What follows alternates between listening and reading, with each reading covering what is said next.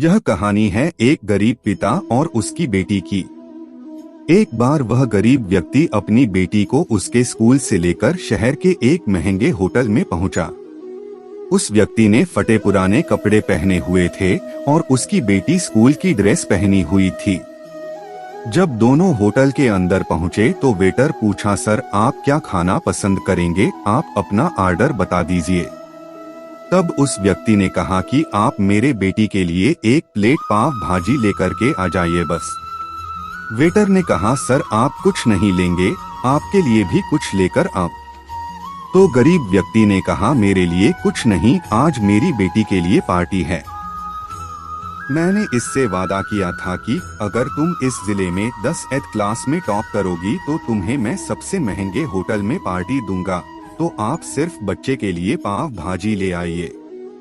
Waiter ये बात सुनते ही दौड़कर अपने मालिक के पास गया और बोला कि सर आपसे एक छोटी सी रिक्वेस्ट है कि आप मेरी सैलरी से पैसा काट लेना, लेकिन आज मैं चाहता हूं कि उस बच्ची के साथ उसके पिता को भी एक प्लेट पाव भाजी खिलाया जाए, क्योंकि उस बच्ची ने पूरे जिले में 10th क्लास में टॉप किया है। वह गरीब पिता है, ज्यादा पैसे नहीं होंगे इसलिए कह रहा है, सिर्फ बच्ची के लिए ले आओ। होटल के मालिक ने जब ये बात सुनी तो मुस्कुराते हुए बोला, तुम उसके पिता के लिए भी पाव भाजी लेकर जाओ, उसके लिए भी लेकर जाओ, पैसे मत लेना, 4 से 5 पाव भाजी पैक करवा कर ले जाओ और 2 से 3 किलो मिठाई भी लेकर जाओ और उनसे कहना ये पार्टी होटल की तरफ से है, आप ये मिठाई ले जाइए और जश्न मनाइए। जब वेटर ने 2 प्लेट पाव भाजी लेकर गया तो वह व्यक्ति चौंक गया और बोला, मैंने तो एक ही मंगाई थी, मेरे पास पैसे नहीं हैं। वेटर बोला, अरे सर शर्मिंदा मत कीजिए, ये पार्टी होटल की तरफ से है, आपकी बेटी, हमारी बेटी ने टॉप किया है, ये मिठाइयाँ लेकर जाइए और जश्न मनाइए। पिता और बेटी खुश हो गए और चले गए। कई साल बीत गए, उस गरीब पिता की लड़की अब यूपीएससी की तैयारी करके कलेक्टर बन चुकी थी और इत्तेफाक से उसी शहर में उसकी पोस्टिंग हुई थी। उस लड़की ने उस होटल में सूचना पहुंचा दी कि मैं उस होटल में लंच करने के लिए आ रही हूं। होटल के मालिक ने जब ये सुना तो होटल को पूरी तरह से सजावा दिया। गांव में ये बात पूरी तरह से फैल गई और कस्बे के सभी लोग उन्हें देखने के लिए आने लगे।